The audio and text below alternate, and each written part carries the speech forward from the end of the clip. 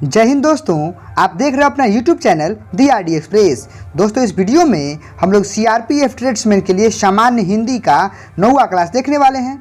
दोस्तों मैं आपको बता दूं कि किरण पब्लिकेशन का एक प्रैक्टिस सेट है जिससे हम लोग प्रश्नों को कर रहे हैं। दोस्तों आपको एग्जाम में बिल्कुल यहीं से प्रश्न देखने को मिलेंगे। इस वीडियो में हमने पिछले साल के प्रश्नों को भी लिया है। दोस्तों ऐसे ही प्रश्नों को करने के लिए आप चैनल को सब्सक्राइब करके बेल आइकन दबा लीजिए ताकि आपका कोई भी क्लास मिस ना हो। और दोस्तों वीडियो में बने रहिए। चलिए आज के अपने क्लास को शुरू करते हैं। दोस्तों आज का पहला प्रश्न आपके सामने है। कह रहा है कि आपको क्या चाहिए, यह कैसा वाक्य है। ऑप्शन देख लीजिए, संदेहवाचक, इच्छावाचक, प्रश्नवाचक या आज्ञावाचक। तो दोस्तों इस वाक्य से प्रश्न की भावना का बोध हो रहा है। आपको क्या चाहिए, इस आधार पे इस प्रश्न का करेक्ट आंसर ऑप्शन 3 हो जाएगा, प्रश्नवाचक। आगे बढ़ते हैं दोस्तों क्वेश्चन नंबर 2 के साथ। दोस्तों यह प्रीवियस ईयर के भी प्रश्न है और साथ ही साथ दोस्तों ऐसे ही प्रश्न आपके एग्जाम में पूछे जाएंगे। कह रहा है दोस्तों कि संदिग्ध वर्तमान काल का उदाहरण है। ऑप्शन देख लीजिए, यह पढ़ा जाता था, यह पढ़ा जाता होगा, यह पढ़ा जाएगा या यह पढ़ा जाता है। दोस्तों आप समझ जाइए कि संदिग्ध मतलब जिसमें संदेह हो, संभावना हो, संदेह हो, उस आधार पे दोस्तों देख लीजिए। दोस्तों तो मतलब साफ है कि जो ऑप्शन नंबर 2 है उसमें ही आपको संदेह दिखाई दे रहा होगा कि यह पढ़ा जाता होगा, पता नहीं पढ़ा जाता होगा या नहीं जाता होगा। इस आधार पे करेक्ट आंसर ऑप्शन 2 होगा कि यही संदिग्ध वर्तमान काल का उदाहरण है।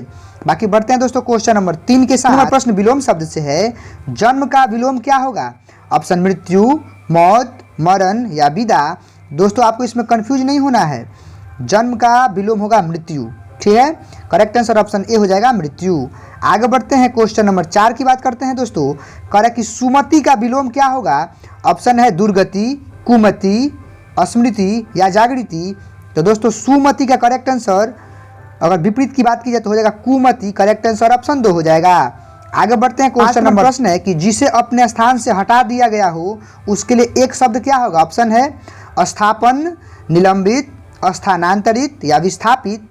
तो दोस्तों जिसे अपने स्थान से हटा दिया गया हो उसके लिए एक शब्द होगा स्थानांतरित। दोस्तों आगे बढ़ते हैं क्वेश्चन नंबर 6 के साथ। जूम आउट करते हैं, आप देख लीजिए। दोस्तों बर्तनी के शुद्धिकरण से भी प्रश्न आते हैं। कह रहा है कि सही बर्तनी वाला शब्द चुनिए। दोस्तों इन चारों में हमें ऊपर युक्त लिखना है। तो दोस्तों मैं आपको बता दूं कि ऊपर युक्त ऐसे लिखा जाता है। इस आधार पे आपको ऑप्शन अगर देखा जाए तो पहला ऑप्शन ही सही हो जाएगा।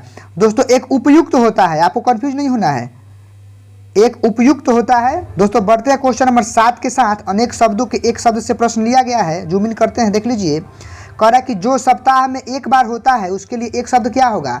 वार्षिक, साप्ताहिक, मासिक या पाक्षिक। तो दोस्तों जो सप्ताह में एक बार होगा उसके लिए एक शब्द है साप्ताहिक। करेक्ट आंसर ऑप्शन 2 होगा। बढ़ते हैं क्वेश्चन नंबर 8 के साथ। दोस्तों यह कह रहा है क्वेश्चन नंबर 8। दोस्तों 8 नंबर प्रश्न है कि हिंदी दिवस कब मनाया जाता है। दोस्तों मैं आपको बता दूं कि जो हिंदी दिवस है वह 14 सितंबर को मनाया जाता है। करेक्ट आंसर ऑप्शन ए हो जाएगा। बढ़ते हैं क्वेश्चन नंबर 9 के साथ। दोस्तों यह प्रीवियस ईयर का प्रश्न है, थोड़ा सा जूम इन करते हैं, देख लीजिए। कह रहा है कि जीवन भर मैं सत्य का पालन करूंगा। इसमें जीवन भर के लिए उचित शब्द चुनिए। दोस्तों जीवन भर के लिए उचित शब्द कभी कभी, एक साल तक, कभी भी या आजीवन। तो दोस्तों जीवन भर के लिए एक शब्द होता है आजीवन। करेक्ट आंसर ऑप्शन 4 हो जाएगा। बढ़ते हैं क्वेश्चन नंबर 10 के साथ। उच्चारण स्थान से प्रश्न है। कह रहा है कि जो ट होता है उसका उच्चारण स्थान क्या होगा।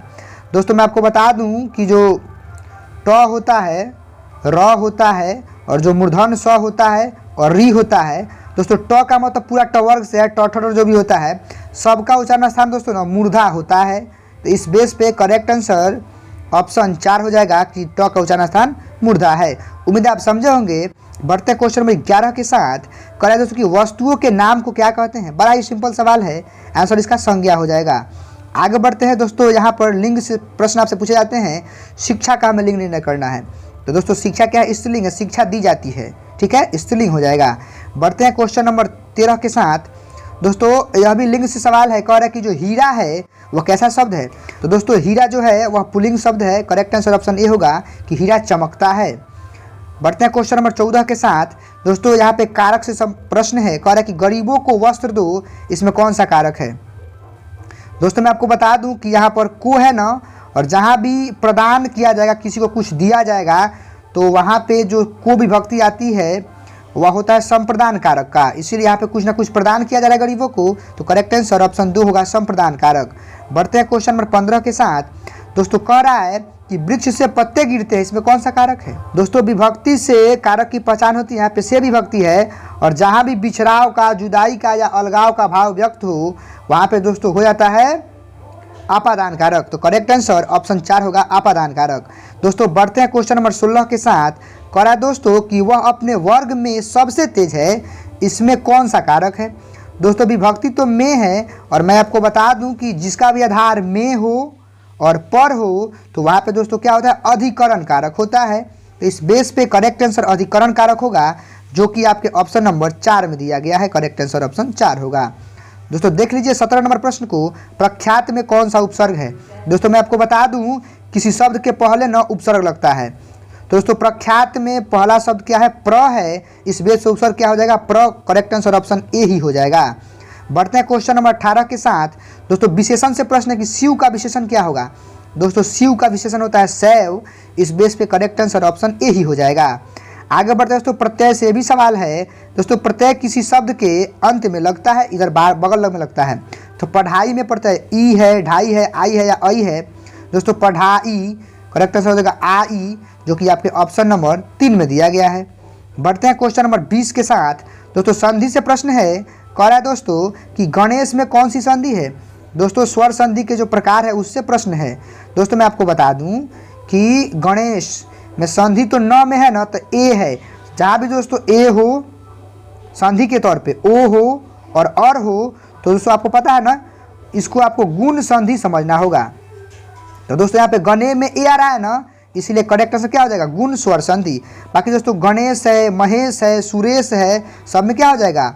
गुण स्वर संधि हो जाएगा। आपको पहचानना है ए, ओ और से पहचानना है। जैसे महर्षि, महोषध, इसमें सब क्या हो जाएगा?